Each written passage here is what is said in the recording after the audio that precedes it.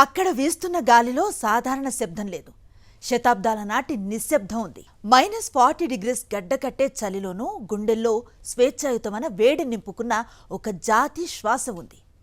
ఊహించండి, మీ కళ్ల ముందు ఒకవైపు రాత్రివేళ ఆకాశంలో పచ్చటి నీలిరంగుల కాంతులేనే అరోరా బొరియలిస్ నార్థరన్ లైట్స్ మాయా విన్యాసం, మరోవైపు 187,000 సరస్సులు, ఆపై దట్టమైన అడవులు. ప్రపంచమంతా డిప్రెషన్లో ఒత్తిడితో కొట్టుమిట్టాడుతూ ఉంటే ప్రపంచంలోనే అత్యంత ఆనందకరమైన దేశం, the happiest country in the వరల్డ్గా నిలుస్తున్న ఆ శ్వేతవర్ణ స్వర్గం ఏదో తెలుసా? అదే ఫిన్లాండ్. కానీ ఈ పచ్చటి తెల్లటి శాంతి వెనుక ఎంతటి భయంకరమైన రక్తం మరిగే చరిత్ర ఉందో తెలుసా? పక్కనే కొండలా నిలబడిన రష్యా అనే మహాశత్రువును మంచుగడ్డల్లో పూడ్చిపెట్టిన ఒక జాతి వీరగాథ ఇది. రండి, ఈరోజు ఫిన్లాండ్ మంచు గుండెల్లోకి అడుగు పెడదాం. అది 1939 క్రీస్తు శకం 12వ శతాబ్దం నుంచి స్వీడన్ ఏలింది. ఆ తర్వాత రష్యన్ సామ్రాజ్యం ఆక్రమించింది. చివరికి 1917లో స్వాతంత్ర్యం తెచ్చుకున్న ఈ చిన్న దేశంపై రెండవ ప్రపంచ యుద్ధ కాలంలో మళ్లీ రాబందు వాలింది. అది 1939 నవంబర్ 30. నాటి సోవియట్ రష్యా అధినేత జోసెఫ్ స్టాలిన్ ఫిన్లాండ్ను గుప్పిట్లో నలిపేయటానికి ఏకంగా 10 లక్షల మంది సైనికుల్ని, 6,500 ట్యాంకుల్ని, 3,800 విమానాల్ని సరిహద్దుల్లోకి వదిలాడు. రష్యా అనుకుంది, ఇది చిన్న దేశం, దీన్ని 3 వారాల్లో నమిలి మింగేస్తాం, క్రిస్మస్ పండుగని హెల్సింకి నగరంలో జరుపుకుంటామని ప్రకటించేసింది. కానీ వాళ్లకి తెలీదు, ఫిన్స్ నరాల్లో ప్రవహించేది రక్తం కాదు, సిసు అనే అమితమైన పోరాట పటిమ అని. ఫిన్లాండ్ దగ్గర ఆయుధాలు, విమానాలు లేవు, యుద్ధ ట్యాంకులు అస్సలే లేవు. మరి ఈ చిన్న సైన్యం ప్రపంచంలోనే అతిపెద్ద ఆర్మీని ఎలా ఎదుర్కొందో తెలుసా? మొట్టి వ్యూహం. రష్యన్ ట్యాంకులు, సైనికులు మంచుదారుల్లో మైళ్ల కొద్దీ పొడవుగా వస్తూ ఉంటే ఫినిష్ సైనికులు మంచులో తెల్లటి బట్టలు వేసుకుని దయ్యాల్లా దాక్కునేవాళ్లు. వేగంగా స్కీయింగ్ చేసుకుంటూ వచ్చి రష్యన్ కాన్వాయ్ ముందున్న ట్యాంక్ని, వెనుక ఉన్న ట్యాంకును పేల్చేసేవాళ్లు. దాంతో నడుమ ఉన్న వేలాది మంది రష్యన్ సైనికులు మంచుకొండల మధ్య బందీలైపోయేవాళ్లు. -40 గడ్డకట్టే చలిలో అన్నం లేదు, మంట లేదు. రష్యన్ సైనికులు చలికి గడ్డకట్టి శవాలవుతూ ఉంటే ఫినిష్ వీరులు ఆ చీకట్లో మెరుపు దాడి చేసి చంపేసేవాళ్లు. ఇక ఈ యుద్ధంలో సృష్టించబడిన ఒక రక్తం మరిగే నిజమైన సంచలనం సిమో హైహా. ఒక సాధారణ రైతు, వేటగాడు. మంచులో శత్రువులకు కనబడకుండా ఉండటానికి తెల్లటి కోటు, తెల్లటి మాస్క్ వేసుకొని రోజంతా -40 మంచులో పడుకుని ఉండేవాడు. నోటి నుంచి వచ్చే శ్వాస, ఆవిరి శత్రువులకు కనిపిస్తుందేమో అని నోట్లో మంచుగడ్డలు పెట్టుకుని గంటల తరబడి నిశ్చలంగా ఉండేవాడు. టెలిస్కోపిక్ లెన్స్ ఉంటే సూర్యకాంతి ప్రతిఫలించి శత్రువుకి దొరికిపోతానని పాతకాలపు సాధారణ రైఫిల్తో శత్రువుల గుండెలకు గురి పెట్టేవాడు. కేవలం 100 రోజుల్లో ఏకంగా 505 మంది రష్యన్ సైనికుల్ని కాల్చి చంపాడు. రష్యా సైన్యం అతనిపైకి ఏకంగా ఆర్టిలరీ బాంబులు వేసింది, స్నీపర్స్ని పంపింది. అయినా అతన్ని తాకలేకపోయారు. శత్రువులు అతని పేరు వింటేనే గడగడలాడిపోతూ ది వైట్ డెత్, తెల్లటి మృత్యు అని పిలుచుకునేవాళ్లు.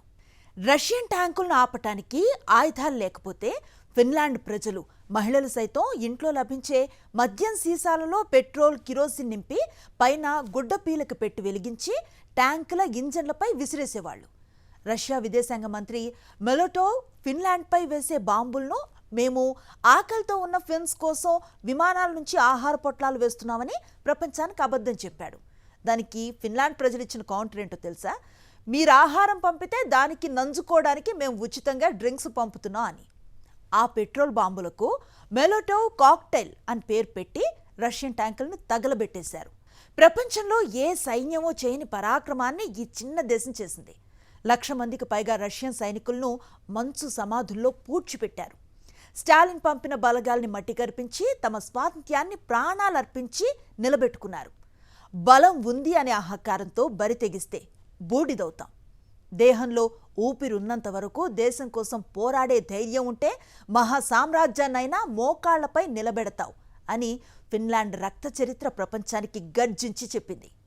పరిమాణం చిన్నదైనా పట్టుదల ఉంటే పర్వతాన్నైనా పిండి చేస్తావని ఫిన్లాండ్ పోరాటం లోకానికి చాటి చెప్పింది. మరి అంతటి పట్టుదల ఉన్న ఫిన్లాండ్ జనాభా ఎంతో అనుకుంటున్నారా? ఈ విశాలమైన దేశంలో ఉన్న మొత్తం జనాభా కేవలం 55 నుంచి 56 లక్షలు మాత్రమే.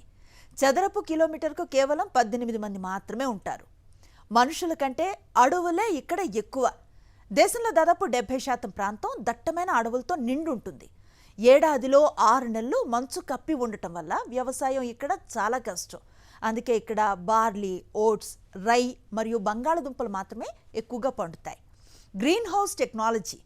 మంచు పడుతున్నా సరే అత్యాధునిక గ్రీన్ హౌస్ సాంకేతికతతో టమాటాలు, దోసకాయలు పండిస్తారు ఇక్కడ. ఇక ఫిన్లాండ్ ఆదాయానికి ప్రధాన వెన్నుముక్క అడవులు. నాణ్యమైన కలప, పేపర్ ప్రొడక్షన్, ఫర్నిచర్ ఎగుమతుల్లో వీళ్ళు టాప్. ఒకప్పుడు ప్రపంచాన్ని ఏలిన నోకియా మొబైల్ కంపెనీ పుట్టింది కూడా ఈ ఫిన్లాండ్ నేలపైనే. అంతేనా, ఈ ప్రపంచమంతా ఫిన్లాండ్ వైపుకు ఆశ్చర్యంగా చూడటానికి మరో విప్లవాత్మకమైన కారణం కూడా ఉంది. అదే వాళ్ళ విద్యా విధానం.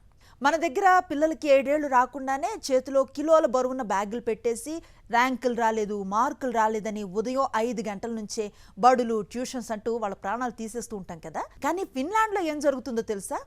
పిల్లలకి అసలు 7 ఏళ్ళు వచ్చే వరకు బడి ముఖం కూడా చూపించరు. కేవలం ఆడుకోవటం, ప్రకృతిని పరిశీలించడం మాత్రమే నేర్పిస్తారు. No homework, no exams. 16 ఏళ్ల వయసు వచ్చే వరకు అక్కడ ఎలాంటి పబ్లిక్ పరీక్షలు ఉండవు.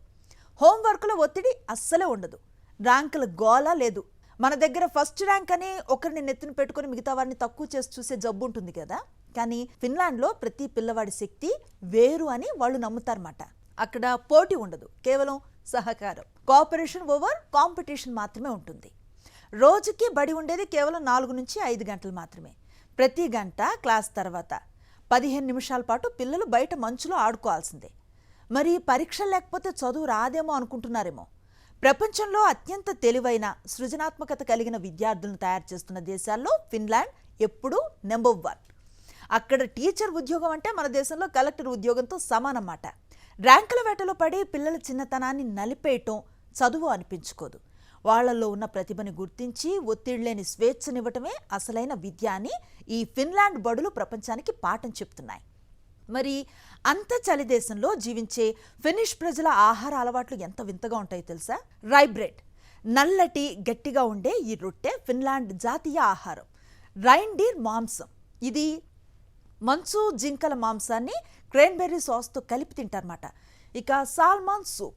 సాల్మాన్ చేపలు, బంగాళదుంపలు, ఫ్రెష్ క్రీమ్తో చేసే సూప్. ఇది తాగితే ఎంతటి చలైనా మాయమైపోతుందట. కాఫీ అంటే ఇక్కడ వారికి పిచ్చి. ప్రపంచంలోనే అత్యధికంగా కాఫీ తాగే మనుషులు వీళ్లే. రోజుకి సగటున ఒక మనిషి 4 నుంచి 5 కప్పులు కాఫీ తాగుతాడు.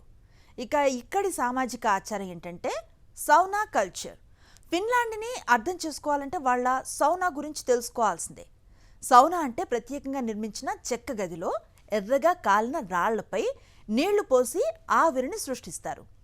55 లక్షల జనాభా ఉన్న దేశంలో ఏకంగా 30 లక్షలకు పైగా సౌనాలు ఉన్నాయి.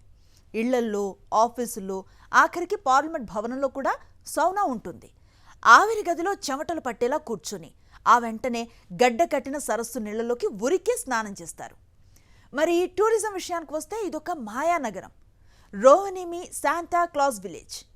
నిజమైన శాంటా క్లాజ్ నివసించేది ఇక్కడే అని ప్రపంచం నమ్ముతుందన్నమాట. ఇక నార్థన్ లైట్స్.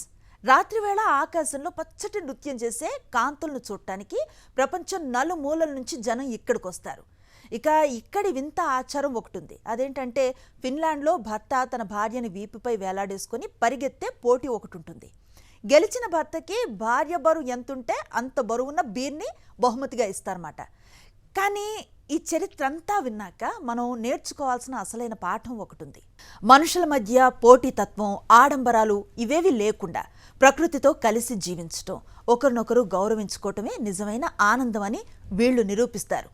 డబ్బులుంటే భోగం దక్కుతుందేమో, కానీ మనశ్శాంతి, ఆనందం దక్కాలంటే ప్రకృతిని ప్రేమించే గుణం, ఆత్మవిశ్వాసం ఉండాలని ఈ ఫిన్లాండ్ నేల మనకు గట్టి పాఠాన్ని చెప్పింది. మనం ఇప్పుడు ఫిన్లాండ్ మంచు కొండల నుంచి వెనక్కి వచ్చేసాం. చూశారు కదా, రష్యాని వణికించిన వింటర్ వార్, సిమో హైహా వీరగాథ, విప్లవాత్మకమైన విద్యా విధానం, సౌనా బాత్ వింతలు, సాల్మాన్ సూప్ రుచులు, శాంటా క్లాస్ సొంత ఊరు. ఒకే దేశంలో ఎన్ని అద్భుతాలు! ఈ ఫిన్లాండ్ ప్రయాణం మీ మనసుని పరవశింపచేసిందో లేదో కామెంట్ సెక్షన్లో ఖచ్చితంగా చెప్పండి. నెక్స్ట్ ఎపిసోడ్లో మరో సంచలన దేశ చరిత్రతో మీ ముందుకు వస్తాను.